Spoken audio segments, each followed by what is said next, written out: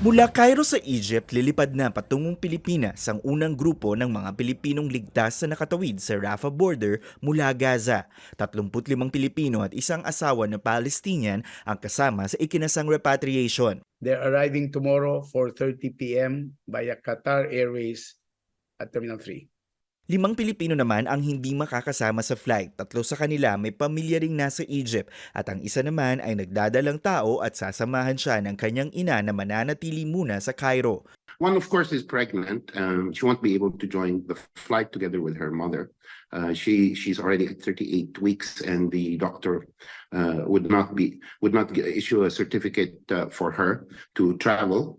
Kwento naman ni Philippine Ambassador to Egypt Ezzedine Tago, nasa maayos na lagay ang mga kababayan nating lumikas. They were physically all right, all of them, right? There's no issues with injuries or physical harm. Second, under such situation, everyone would be stressed. Only later on, some of them admitted that lumabas na yung kanilang tawa, nakakatawa na sila when we were already midway somewhere.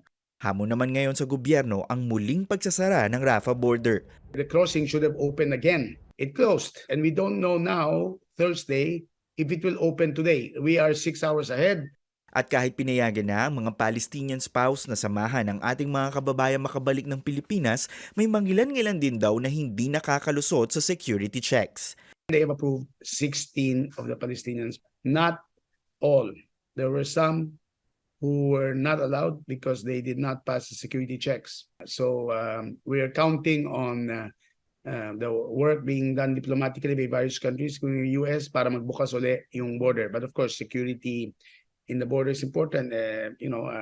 Something about Hamas attacks. Nakaantabay naman ang isa pang team ng Philippine Embassy malapit sa Rafah border. We also have a team at the Rafah border, close to the Rafah border, waiting for the next groups of Filipinos to be able to enter Egypt. 19 na Pilipino ang nagdesisyong hindi nila lilisanin ang Gaza sa gitna ng tumitinding bakbakan. Mahirap ma-uproot, no? They're not OFWs, so it's not because wala trabaho sa Pilipinas. No, that is unlikely the reason. Another reason is maybe they have no relatives here. Walang mapupuntahan ng kamag-anak kasi baka yung mga ibang kamag-anak sa Pilipinas nag-OFW na or what, no? Or wala na. Inaasahan naman ng DFA na mas maraming Pilipino ang tatawid sa Rafah border sa oras na muli itong magbukas. Umapila naman ng DFA sa mga nagdadalawang isip pa nating kababayan na huwag nang magpatumpik-tumpik pa pagdating sa pagdedesisyon dahil walang kasiguraduhan kung hanggang kailan magbubukas ang border palabas ng Gaza. Tristan Udalo, CNN Philippines.